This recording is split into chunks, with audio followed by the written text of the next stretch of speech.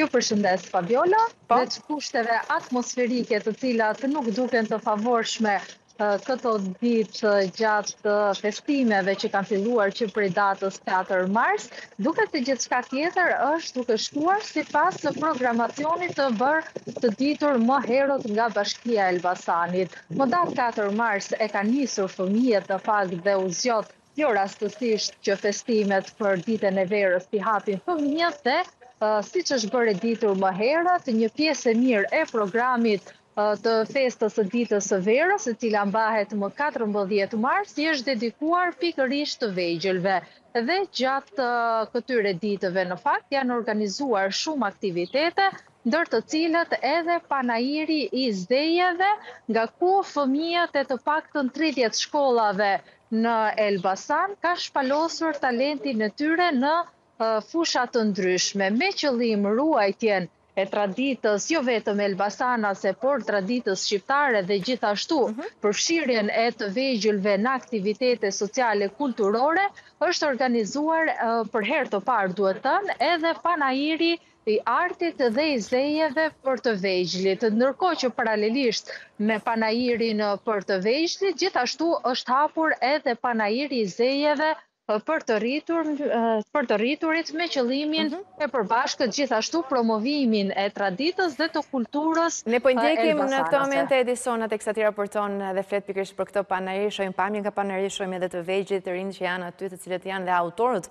e kësaj shfaqje, nëse mund ta quaj të tillë. Ti ke marrë në pyetje disa prej ke intervistuar dhe ke pyetur disa prej nxënësve, të cilët janë veshur edhe me kostume popullore, ndjekim në këto momente. Tu sot kemi sjellë gjithë punimet që kemi bërë gjatë vitit, që kur nisëm kursin e qytetarisë, dhe këto gjitha ne i kemi bërë vetë. Disa i ka bërë dhe mësuesja, por shumicën i kemi bërë vetë.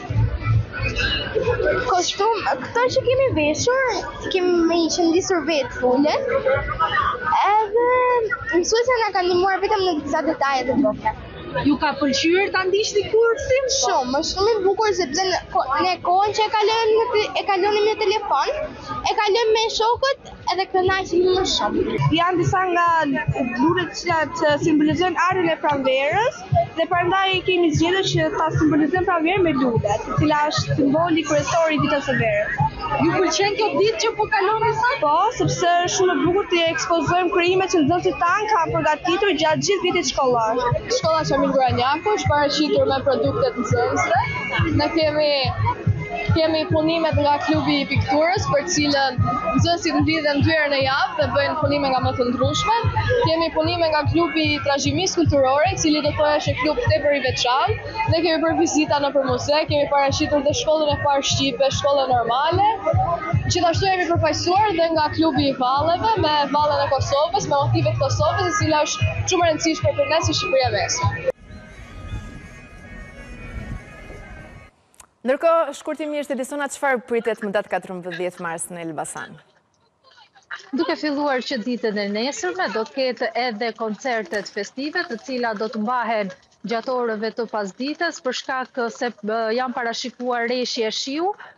Koncerti mund të mbahet edhe në brendësi të teatrit Skampa, nga ku të gjithë ardashësit dhe ata që janë adhurues të muzikës mund të paraqiten për të ndjekur koncertin me këngëtarët e ftuar nga Bashkia e Elbasanit gjatë këtyre ditëve të festimeve. Ndërkohë që po ashtu ditën e 14 marsit, festimet do të fillojnë me paradën e karnavaleve të shkollave nëntëvjeçare të gjithë të qarkut të Elbasanit, për të vijuar me tej me aktivitete sportive, sociale dhe për ta përmbyllur më pas rreth mesditës me koncertin festiv, i cili gjithashtu do të mbahet në qendër të qytetit të Elbasanit.